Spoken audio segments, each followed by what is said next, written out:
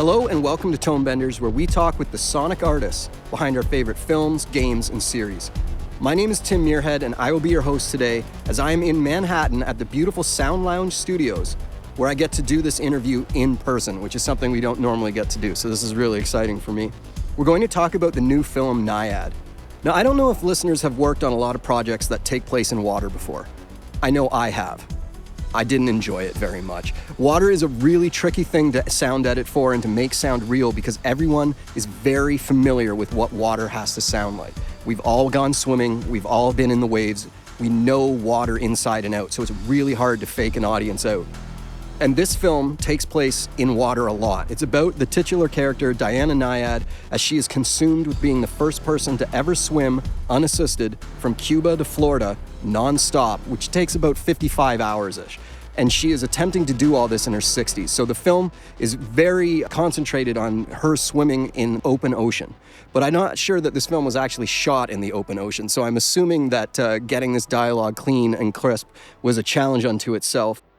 The super detailed sound design for the water came together with the two supervising sound editors, Deborah Wallach and Grant Elder. Welcome to Tonebenders, both of you. Thank you for having us. Thank it's a pleasure. you. Yeah.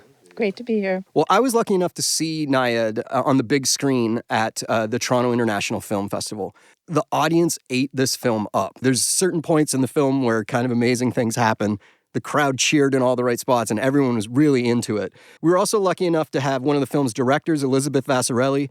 She was at the screening, and she talked a lot about how this was her first narrative film, and that she had to really do some mental gymnastics in terms of directing actors instead of just capturing what people were doing. I was wondering if you could talk about how she approached the sound.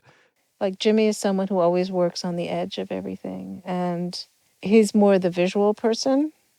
But everything in terms of how that's done, he's quite involved with. Chai is more the emotional aspect of it all, the storytelling of it, the rightness of it, and how things played was very important to her. So they brought their documentary work, which is always, their films are pretty amazing. Yeah, quickly, I'm going to interrupt here for some context. Nyad was directed by two people, Jimmy Chin and Elizabeth Chai Vassarelli. Their previous films, like Free Solo and The Rescue, have been documentaries known for following people pushing what humans are capable of kind of to the extremes. So the content of Nyad, although this is not a documentary, is still very much in their wheelhouse. Yeah, I will say this, though, that both Chai and Jimmy, because they have such a depth of knowledge of these sorts of activities, especially like scuba diving and these extreme water sports, she had a lot of really cool creative input on elements I wouldn't have thought of, or maybe Deb either, that, she wanted to create just to, add some really cool, interesting textures to Diana's underwater headspace. Chai is a diver. Okay. What did she suggest that you wouldn't have thought of before? What you hear when you're underwater, when you're diving, like she describes the crinkly sound. I believe that's coral. And also she wanted to push the limits sonically. Because the film is in Diana's head, mostly, it took a long time. We had the advantage of many temp mixes. And of course, how the film looked changed dramatically throughout our time on it. It was over almost a year. Mm-hmm. Even though we had a big hiatus in the middle, but because of the visual effects. We didn't always know what it was going to look like. And this was shot in a tub. So you saw the film, you don't know that. No, you definitely don't know that. It's interesting because when I was watching it, it never occurred to me that it would be a visual effects heavy film. It's not. I don't think they realized it. They didn't realize it either. And nobody really understood that, So the visual effects were adding waves and such to the tub? Oh, much more. I think there are over 1,000 more shots. Yeah. I think they said something like 1,200 or 1,000. Every water shot has been touched. But in terms of the sound job, I'm just going to quote Jake, who is the visual effects supervisor, I guess, is his title. He came to a screening after we finished our mix, and he looked at us and said, we took it out of the tub, you put it in the ocean. Oh, wow. That's how he said. That's a great compliment. Yeah, it was really super. As I said, we had this advantage of many temp mixes because it did evolve, because you didn't really know how things would play. There were all these different ideas, and because there's so many montages and flashbacks. Oh, I was saying, that it's in Diana's head. How do you play that? And what is it that's driving? What are you hearing? How are you hearing it? All of this archival material, which was both used as archival, a lot of it, but there was also archival of her actual swim that's integrated into the actual cut that isn't, noted as archival, but it's actually Diana swimming. So there's kudos like to the extreme to Chris Tellefson as our editor, who I think it was a difficult film on a lot of levels, but as far as sound and the mix, we had a lot of fun. I'm not saying it was hard. It wasn't hard. Of course. But I think that it was, wouldn't you Yeah. say, like it was kind of the challenge was, a lot fell on Grant's shoulders, so he can handle it. We had a great team, and Chris was heavily involved from the beginning. It was a marathon, much like Diana's swim, and he was there through all the temps with us and really guided us and pushed us, just like Chai and everybody. Really, we pushed the limits of this one through all the temps. Yeah, I didn't really see the scope of this film getting to where it got to as far as the soundtrack. There's so much sound in there, and it just, with the visual effects evolving and Chris's cuts evolving, we just kept working at it. And as we got time to work, there's so much detail in every little splash of water. Again, I didn't think it was going to get to that point, but, I was happy to have the time to deliver what Chris and Chai and everybody was looking for, because they really, really wanted the details in there. And they really wanted to push the limits of just the dynamics of the soundtrack. And so thankfully we had the time to do that. And we just all kind of put our heads together and worked really hard. And the mix was a lot of fun and a lot of work, a lot of late nights. But we had a blast, and everybody really, really worked hard to get this one to where it is. Technically, it was pushed in lots of ways, and I think it was an amazing job. But so much of the work getting there was conceptual. Like, how is it going to play? What do we want to listen? As I said, how are we going to listen to it? And there was a constant conversation. That's what helped evolve everything. So, for example, because you're trying to figure out, what are we listening? We've got so many layers. We have the archival in her head. We have her counting. These are things that were documented in her book. We're also following what she experienced and how she experienced it. We have the reality of what we're seeing. We have all this stuff. And Chris, at one point, I remember saying, all of these voices in her head from her past experience, they get in the way, in a way, of her swimming, and so it comes with the difficulty of the swim. Whereas her counting and her singing, that's the other, the other thing of singing the songs, are the thread that keeps her going, that she keeps trying to get back to, because that keeps her directed. And that's a conceptual idea. And like, how do you make that work in terms of the sound? A lot of it happened in the mix. Of course, the elements had to be there, but there was a lot of working it out and seeing what felt. And, we thought we'd had it. You go to a screening and it's like, nope, it's not there yet. It's good, but it's not there yet. So did you come up with like rules on how to do that? How did you get inside your head? I think the one main rule was the distinction between underwater, above water. That's like a major delineation. But I think each of the swims had its own personality, let's say. The first attempt, we're not talking about the trial ones, but the actual Cuba swims, she's fighting, it wasn't only the algae, but it's against currents. How do you feel the currents? That took a long time to get to, right? And of course the visual effects with that helped a lot, but sonically you have to support it and be there in it. And I don't know how it all in a way, like it's the mystery of sometimes of the mix. How do you hear the current, Grant? The one that we really struggled to convey the currents. That's the first. That was the algae, and it was also the currents. Yeah, and for a long time we didn't have any visual effects for that, and so we're battling, like trying to sell this this theme of her, battling against the currents. And that was really tough. Like getting the open water above water sounds correct was really almost a bigger challenge than the underwater effects, right? Because there's just not a lot of source out there that's just going to hit exactly the way you want it to. So it was a lot of trial and error there. That took a very long time, and just kept working it and working it and working it. And then once the visual effects started coming in, and then that was helpful. And then the mix is really when we got it to dial in, all the elements together, and then just kind of pass after pass after pass. We took it to an extreme level, and we're like, okay, that's maybe a little too much.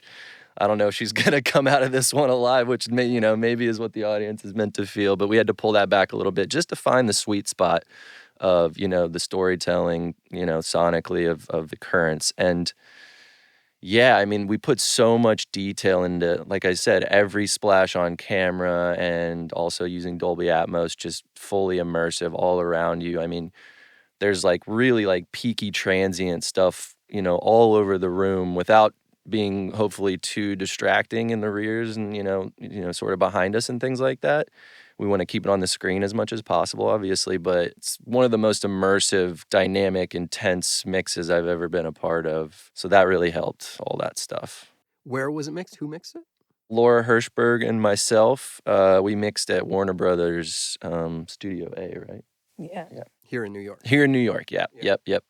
Shout out to Laura, who couldn't be Yes. here with us. Unfortunately, she really was perfect for this. Yeah. This particular film. She really took the reins of the dialogue and music side of things and came in with some incredible ideas. And, Deb talking about the voices inside of Diana's head, her singing, her counting, that was like such a huge hurdle to try to nail for everybody, really. Chris, had cut it a million different ways, trying to just figure it out how we were going to make it work. And Laura came in with her expertise and took it to another level. And, she's so like experienced and incredible at what she does that I think we all felt confident with her leadership and trying to get that all sorted out. And it took a while, again, just like everything in this film, a lot of trial and error and taking it to the max and then pulling it back and, trying different ideas. And eventually she nailed it all, and it all came together really nicely. But that was a huge hurdle, trying to get all that stuff in. And it was we all looked at it as trial and error. There was no ego, in terms of this is how it should be. This is one way it could play. Well, let's try another way. Maybe it's somewhere in between. Oh, we lost too much, by being, too verby about something. Let's bring it back a little bit. What do we want to hear in this moment? And also just the timing with the music of when to come in with her voice, the levels of things like we've done. I was just thinking about the music, which we got late in the game. Yeah. And there was one score at one point, and this came in, well, not a score, but the temp score. This came in, it was so completely different from what everyone had been working with. Beautiful, but it took also a lot of work to get it in and work with all the elements that they had. So on the mix stage, we have Laura handling the music and dialogue. Grant, you're handling the sound effects. What is your role in that, Deborah? I feel like I was able to bring what I think a mixed room should be from my experience, because I feel like it isn't like that anymore. And I don't know how to get into the detail of that, but... So what is happening in mixed stages more today that you feel is different? I think fewer people are there. Like, how does a dialogue editor know what to present to a mix if they're not at a mix, for example? Often there's only a budget. We get a dialogue editor, they let them cut, they can conform and then go away. That's a tragedy. To me, a mix is all about collaboration, completely. Everyone has a role in that. I don't mean everyone's voice has to be heard. Like some people, it's like, no, this is not the place for you to be talking. If you have something to say, you go to the supervisor on the side. There is a protocol for sure, but it is a collaboration. Like I chose at some point, I was not going to go towards mixing. Everyone now is the one-man show. So that's no collaboration. And I think it's limited because of that. You lose an experiential aspect of it, that things happen, that, that was a mistake, but it sounds really cool. Let's go in that direction. And it becomes this two-person, the mixer and whoever else is, often it's a producer, not a director. It depends on, they have other interests. Too much bottom line interest doesn't help you creatively if you're in the mix room. So when you bring people, who are not interested, they like it to sound good. I mean, not that, but don't understand this other little collaboration that takes it to a different level. And this film allowed for it. It's on some levels a simple film. It's a good feel-good film. There's great acting in it. It's a story you just feel good walking out of. But it's also quite a big film on some, on certainly in that other range. And it was a great opportunity for us, I think. And I'll say you created that atmosphere by, instilling these beliefs in how the stage should be and who should be there. And it was a beautiful collaborative atmosphere in there from day one till the end. It was really just like free flowing with ideas, and no one had ego above anybody else in there. Like our editors were in there, and everybody was listening to the feedback, and they'd be working on stuff without us even asking, coming over and pitching us ideas, and we were together as a team. And it really took that, and it stayed that way throughout the whole mix. And I think everybody from the top down was like very thankful for that atmosphere, and thanks to Deb for pushing that. I've been on films where, you could speak to this better, I may be wrong, but if you're sound designing or cutting and mixing, once you go over to the mix, you don't always get to have an effects editor to back you up, for example. Just make sure that, of course, if there's an empty space there, I'm going to make sure that there's someone there. Yeah, we were able to bring on another effects editor, kind of step into my design role, David Forshee, who did an incredible job. We'd worked together previously on a film, but I think our just general workflow and aesthetic is similar. So he slid right in there, and once you get familiar with the film and kind of giving him sort of a palette to work in, and then he brought his own style and kind of flavor to it. Having that support and trusting somebody, that's the big thing, right? Like, you want somebody there that you can trust. You don't always have to give them direction on what you need. They're just gonna say, hey, this is in your Dropbox on that folder. This, I think it's gonna work for this.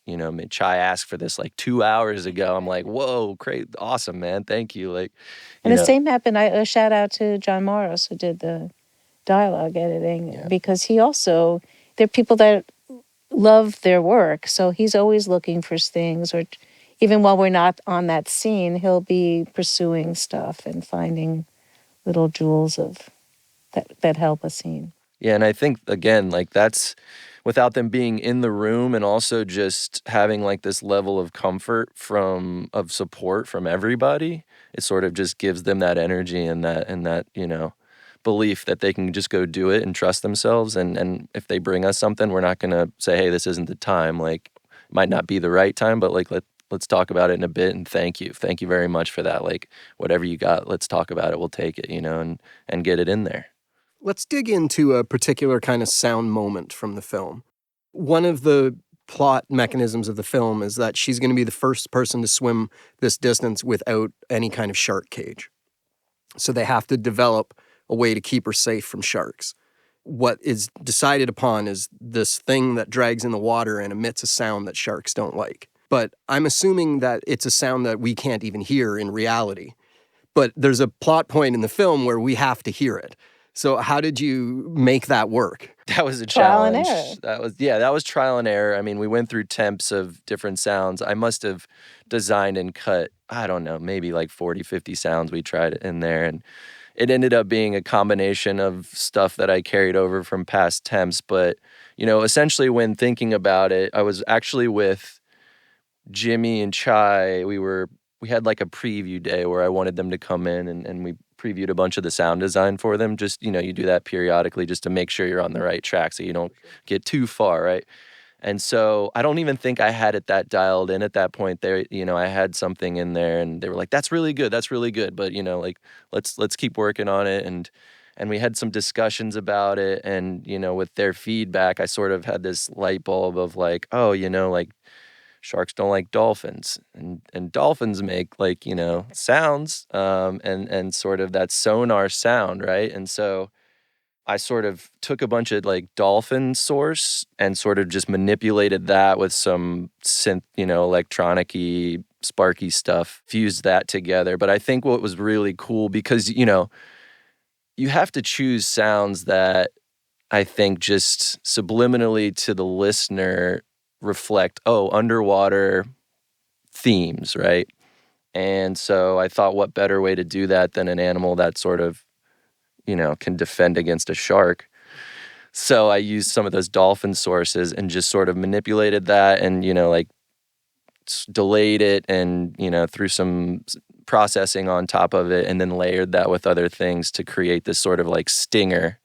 The other challenge was the timing of everything, right? Because everything's so fluid in the water. Like we didn't have the score, right? I didn't know what the score was going to do. So like, when does the sound happen? When does it go off to detract it? Like the visual effects of the shark weren't finished. So just the whole sort of arc of that moment it was not finished until very close to the end of the mix. And we did tons of different versions on it.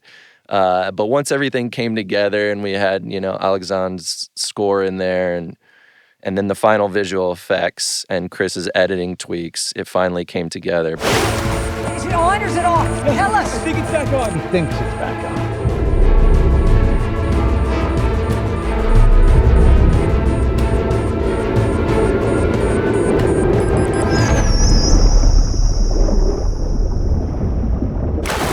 All clear. Yes. Yeah, that was quite a challenge. And I wanted it to sound a lot like it was emitting through the ocean, right? Like you hear the delays and the echoes of it through the ocean too, like a little bit of sustain of that after it has that initial impact. And I remember once I finally got something I was happy with, I played it. I was nervously like playing it for Chai and Jimmy and everybody. And it passed and you're like sitting in that silence and Jimmy goes, wow. That's like the first time I felt like really anxious. That was cool. I was like, all right, cool. We're getting somewhere here. That's great. That's good feedback. Well, it worked really well because as you're watching the film, you're aware because you haven't been hearing it the entire film that it doesn't make a sound, but you just buy right into what you did. It worked really well. Oh, that's so good to hear. It's like that underwater sonar thing, right? But it's a little different because it's made out of like a dolphin, sonar and some other stuff. But, you pick that thing like, okay, what's the audience going to feel that's going to make sense and tell the story without being too cheesy or overdone? So a plot point in the film is that she has to train and train and train because at a certain point in these like 55 hours of swimming, your mind starts going on you and your body has to just be trained to continue going whether your brain's in it or not. And there are really amazing sequences where her brain goes and she starts hallucinating these just completely surreal things. And they're really fun, but they are a very different tone than the entire rest of the film.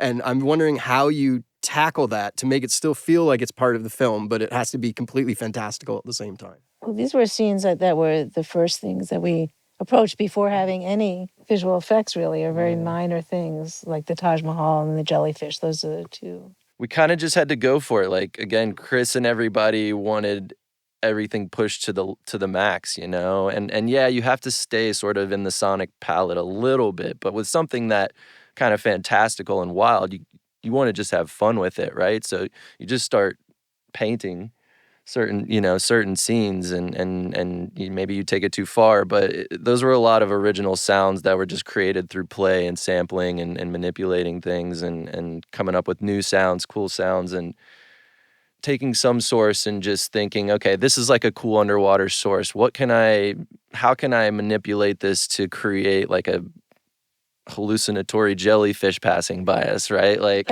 so it's a combination of like synthesized sounds with natural sounds, right? Like, for instance, for the jellyfish hallucination where they come out of the sky and then swim around her and all of that, which, I had laid down a good foundation of sounds just by original sound design and new creations. that once we got the final visual effects, David did a great job of embellishing all of that. And I think he too, got into his radium sampler. We both used a ton on this film and just kind of like worked and manipulated and smashed and verbed and reversed all kinds of fun stuff to try to get these sounds, to play. It's a combination of weirdness, because everybody wanted it to feel really weird and bizarre, right? Like just Definitely. push it. And then also, but you're underwater, right? So you need to feel these like textures of things swimming past you. So the combination of all these, artificial flavors, if you will, and then I took like sustained bubble tracks and then used like Doppler plugins to give it like movement so it would pass by us, just so you could feel those kind of like underwater whooshes and the weight of these imaginary jellyfish all around her. And also, I think getting to the moment where back to reality was always a hard transition. Tricky, yeah, that for was sure. always very tricky. When does she get hit by the jellyfish? With that whole timing thing, Yeah. where those effects fall, Yeah. and how it feels, and how that we worked on till the end too.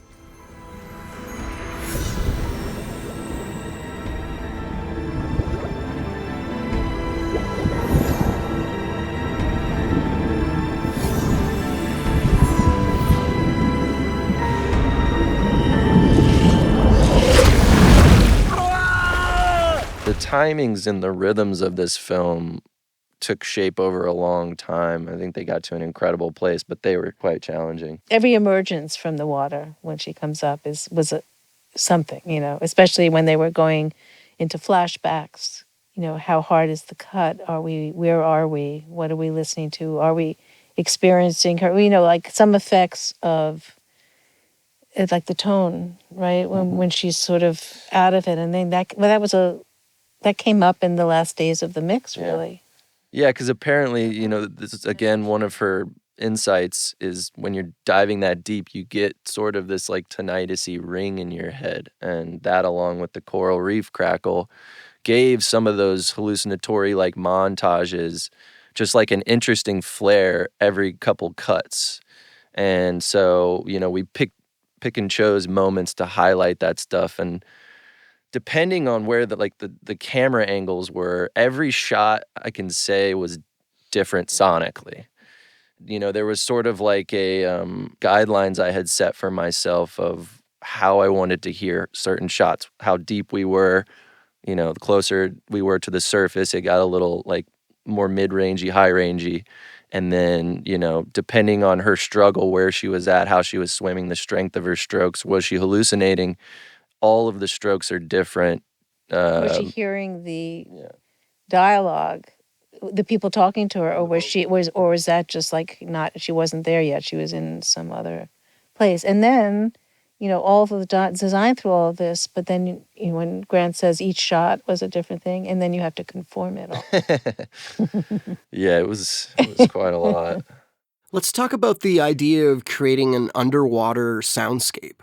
Underwater, overwater was such a big deal for Chris and Chai both. To create the landscape underwater versus overwater was a huge challenge, but one of the biggest challenges as well was the submersion and immersion sounds. Chris wanted to hit that so hard constantly throughout the film. So anytime we're diving into Diana's world, which is underwater, where she lives, where her head lives, we had to embellish that to the max. There's things on those cuts that I would have never thought I was going to put in an ocean soundtrack, because it needed to be transient and feel like you're getting, really dunked under there and punched. Like, as you said, we all know what it sounds like, right? You get that kind of like transient sort of sound when you go under. You have in your head sort of the classic underwater sounds, and none of it, to me, in the end, sounds like what I've heard before.